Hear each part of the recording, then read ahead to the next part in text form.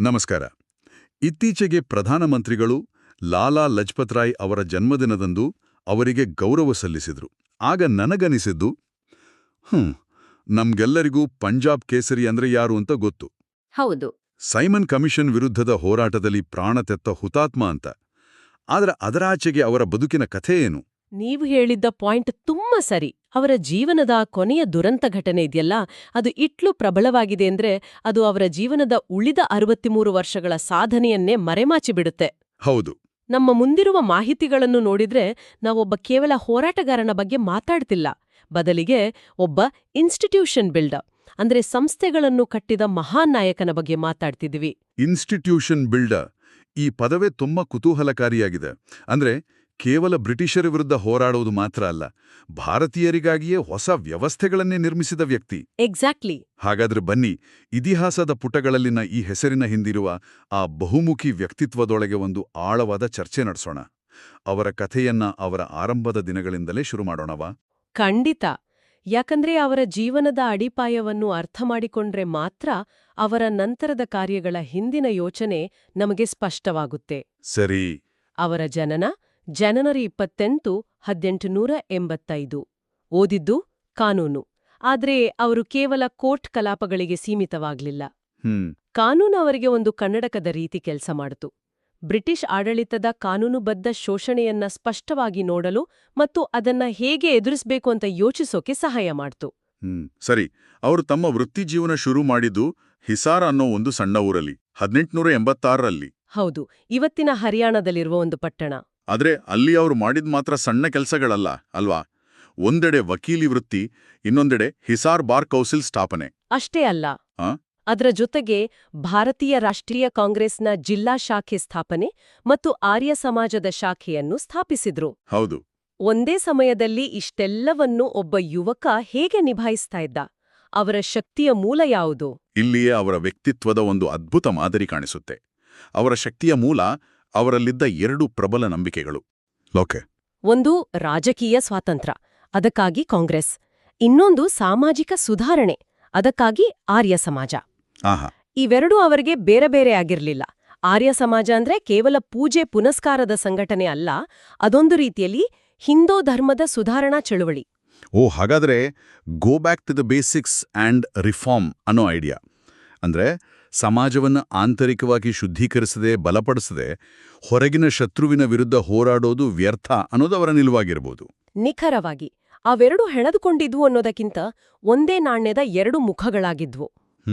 ಅವರ ಪ್ರಕಾರ ಸಮಾಜ ಸುಧಾರಣೆ ಇಲ್ಲದ ರಾಜಕೀಯ ಸ್ವಾತಂತ್ರ್ಯಕ್ಕೆ ಅರ್ಥವೇ ಇರಲಿಲ್ಲ.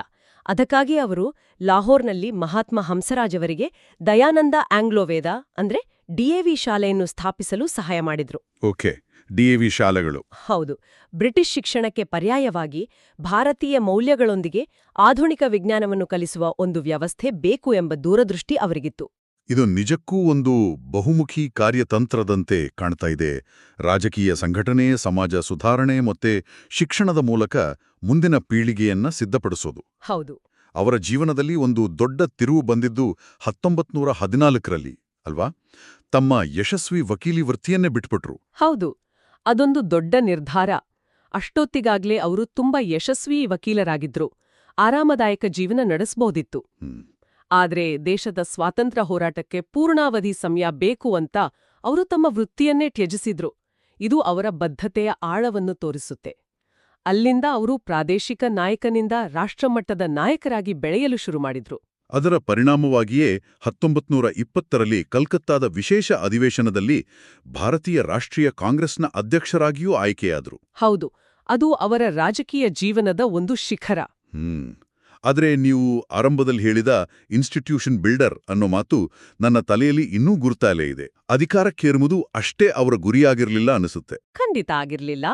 ಅಧ್ಯಕ್ಷ ಸ್ಥಾನ ಒಂದು ಜವಾಬ್ದಾರಿಯಾಗಿತ್ತೇ ಹೊರತು ಗುರಿಯಾಗಿರ್ಲಿಲ್ಲ. ಅವರ ನಿಜವಾದ ಆಸಕ್ತಿ ಇದ್ದದ್ದು ಜನರನ್ನು ಸಂಘಟಿಸಿ ದೀರ್ಘಕಾಲ ಬಾಳುವಂತಹ ಸಂಸ್ಥೆಗಳನ್ನು ಕಟ್ಟುವುದರಲ್ಲಿ. ಉದಾಹರಣೆಗೆ 1921ರಲ್ಲಿ ಅವರು servants of the people society ಎಂಬ ಸಂಸ್ಥೆಯನ್ನು ಸ್ಥಾಪಿಸಿದರು. Servants of the people society. ಹೌದು, ಇದೊಂದು ಲಾಭರಹಿತ ಸಂಸ್ಥೆ. ದೇಶ ಸೇವೆ ಮಾಡಲು ಬಯಸುವ ಯುವಕರಿಗೆ ತರಬೇತಿ ನೀಡಿ ಅವರನ್ನು ಸಮಾಜದ ವಿವಿಧ ಕ್ಷೇತ್ರಗಳಲ್ಲಿ ಕೆಲಸ ಮಾಡಲು ಕಳಿಸುವುದು ಇದರ ಉದ್ದೇಶವಾಗಿತ್ತು. ನೀವು ಅವರ ಸಂಘಟನಾ ಚಾತುರ್ಯದ ಬಗ್ಗೆ ಹೇಳಿದ್ರಿ. ಇದು ಕೇವಲ ರಾಜಕೀಯ ಅಥವಾ ಸಾಮಾಜಿಕ ಸಂಘಟನೆಗಳಿಗೆ ಸೀಮಿತವಾಗಿರಲಿಲ್ಲ ಅನ್ಸುತ್ತೆ ಅಲ್ವಾ? ಯಾಕಂದ್ರೆ ಖಂಡಿತ ಇಲ್ಲ. ಒಬ್ಬ ಸ್ವಾತಂತ್ರ್ಯ ಹೋರಾಟಗಾರನ ಹೆಸರು ಇವತ್ತಿಗೂ ಇರುವ ಒಂದು ದೊಡ್ಡ ಬ್ಯಾಂಕ್ ಜೊತೆ ಸೇರಿಕೊಂಡಿದೆ ಅಂದಾಗ ಅದರ ಹಿಂದಿನ ಕತೆ ಏನು ಅಂತ ತಿಳಿಯಬೇಕು. ನಾನು ಪಂಜಾಬ್ ನ್ಯಾಷನಲ್ ಬ್ಯಾಂಕ್ ಬಗ್ಗೆ ಮಾತಾಡ್ತಾ ಇದ್ದೀನಿ. ನೋಡಿ, ಇದೊಂದು ಅದ್ಭುತವಾದ ಆಲೋಚನೆ. 19ನೇ ಶತಮಾನದ ಕೊನೆಯಲ್ಲಿ ಹೆಚ್ಚಿನ ನಾಯಕರು ರಾಜಕೀಯ ಸ್ವಾತಂತ್ರ್ಯಕ್ಕಾಗಿ ಮೆರವಣಿಗೆ, ಭಾಷಣ, ಮನವಿ ಅಂತ ಹೋರಾಡ್ತಿದ್ರು. ಆದ್ರೆ ಲಾಲಾಜಿಯವರ ಯೋಚನೆ ಒಂದು ಹೆಜ್ಜೆ ಮುಂದಿತ್ತು. ಬ್ರಿಟಿಷರ ನಿಜವಾದ ಶಕ್ತಿ ಬಂದೂಕುಗಳಲ್ಲಿಲ್ಲ, ಅವರ ಬ್ಯಾಂಕ್ಗಳಲ್ಲಿ, ಅವರ ಆರ್ಥಿಕ ವ್ಯವಸ್ಥೆಯಲ್ಲಿದೆ ಅಂತ ಅವರಿಗೆ ಗೊತ್ತಿತ್ತು. ಹೌದು, ಆರ್ಥಿಕ ಶಕ್ತಿ. ಭಾರತದ ಸಂಪತ್ತನ್ನು ಬ್ರಿಟಿಷ್ ಬ್ಯಾಂಕುಗಳು ತಮ್ಮ ದೇಶಕ್ಕೆ ಸಾಗಿಸ್ತಾ ಇದ್ದು, ಭಾರತೀಯ ಉದ್ಯಮಿಗಳಿಗೆ ಸಾಲ ಸಿಗ್ತಾ ಇರಲಿಲ್ಲ. ಸೊ ನಾವು ನಮ್ಮದೇ ಹಣಕಾಸು ವ್ಯವಸ್ಥೆ ಕಟ್ಟದ ಹೊರತು ರಾಜಕೀಯ ಸ್ವಾತಂತ್ರ್ಯ ಸಿಕ್ಕರೂ ಅದು ಟೊಳ್ಳಾಗಿರುತ್ತೆ ಅನ್ನೋದು ಅವರ ಸ್ಪಷ್ಟ ನಿಲುವಾಗಿತ್ತು. ಹಾಗಾದ್ರೆ ಪಂಜಾಬ್ ನ್ಯಾಷನಲ್ ಬ್ಯಾಂಕ್ ಅಂದ್ರೆ PNB ಕೇವಲ ಒಂದು ಬ್ಯಾಂಕ್ ಅಲ್ಲ, ಅದೊಂದು ಆರ್ಥಿಕ ಯುದ್ಧದ ಅಸ್ತ್ರವಾಗಿತ್ತು. ಹೌದು, ನೀವು ಹಾಗೆ ಹೇಳ್ಬೋದು. ಸ್ವದೇಶಿ ಚಳುವಳಿಯ ಅತ್ಯಂತ ರಚನಾತ್ಮಕ ರೂಪ ಇದು. ಕೇವಲ ವಿದೇಶಿ ವಸ್ತುಗಳನ್ನು ಬಹಿಷ್ಕರಿಸುವುದಲ್ಲ, ಬದಲಿಗೆ ನಮ್ಮದೇ ಆದ ಪರ್ಯಾಯಗಳನ್ನು ನಿರ್ಮಿಸುವುದು. ಖಂಡಿತ. PNB ಸಂಪೂರ್ಣವಾಗಿ ಭಾರತೀಯರ ಬಂಡವಾಳದಿಂದ, ಭಾರತೀಯರ ಆಡಳಿತದಲ್ಲಿ, ಭಾರತೀಯರ ಒಳಿತಿಗಾಗಿ ಸ್ಥಾಪನೆಯಾದ ಮೊದಲ ಬ್ಯಾಂಕ್ಗಳಲ್ಲಿ ಒಂದು. ಇದು ಭಾರತೀಯರಲ್ಲಿ ಒಂದು ಹೊಸ ಆತ್ಮವಿಶ್ವಾಸವನ್ನು ತುಂಬಿತು.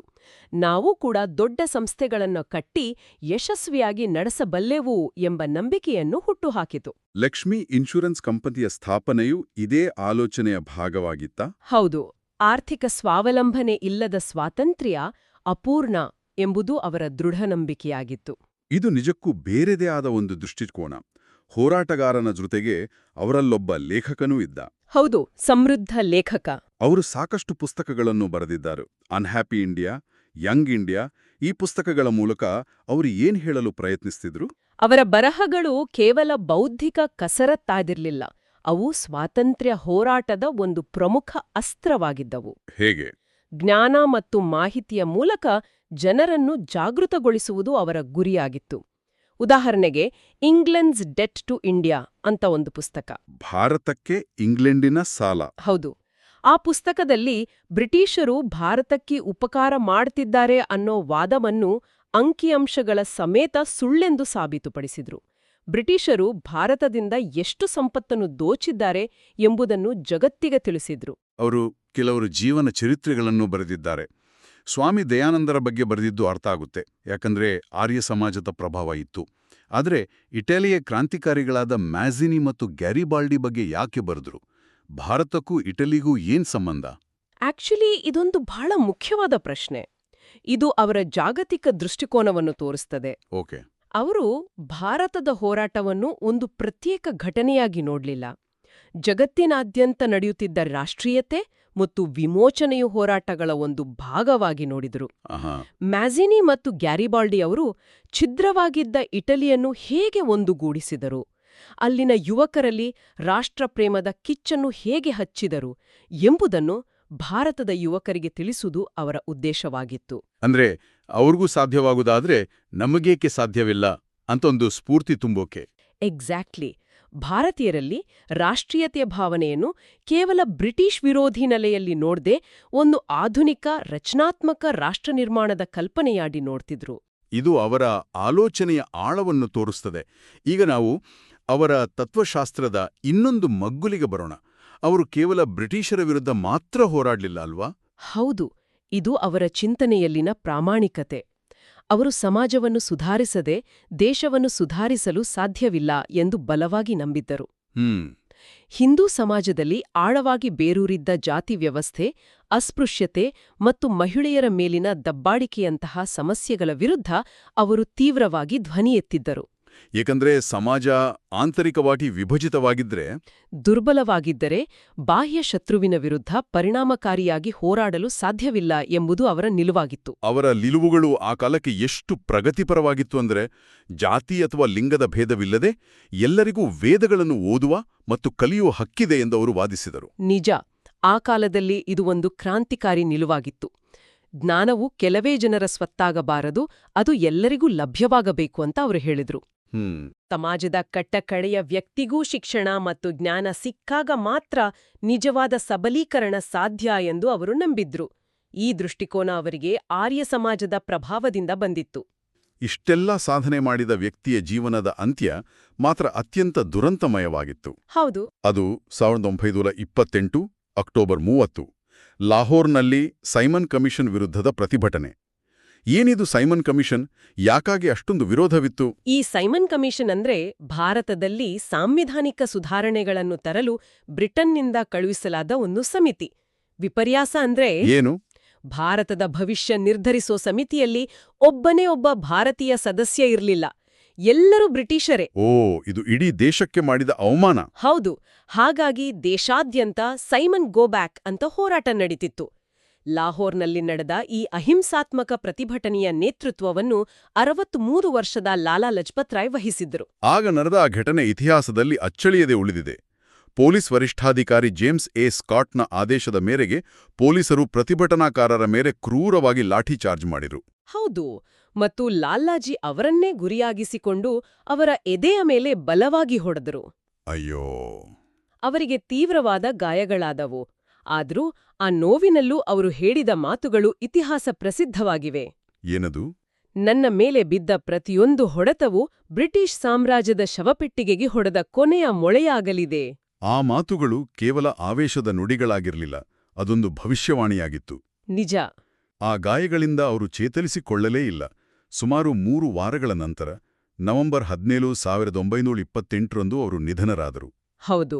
ಅವರ ಸಾವು ಇಡೀ ದೇಶವನ್ನು ಬೆಚ್ಚಿ ಬೀಳಿಸಿತು. ಅದು ಸ್ವಾತಂತ್ರ್ಯ ಚಳುವಳಿಗೆ ಮತ್ತಷ್ಟು ಕಿಚ್ಚು ಹಚ್ಚಿತು. ಭಗತ್ ಸಿಂಗ್, ಸುಖದೇವ್ ಮತ್ತು ರಾಜಗುರು ಅವರಂತಹ ಕ್ರಾಂತಿಕಾರಿಗಳು ಲಾಲಾಜಿಯವರ ಸಾವಿಗೆ ಪ್ರತೀಕಾರ ತೀರಿಸಿಕೊಳ್ಳಲು ನಿರ್ಧರಿಸಿದಳು.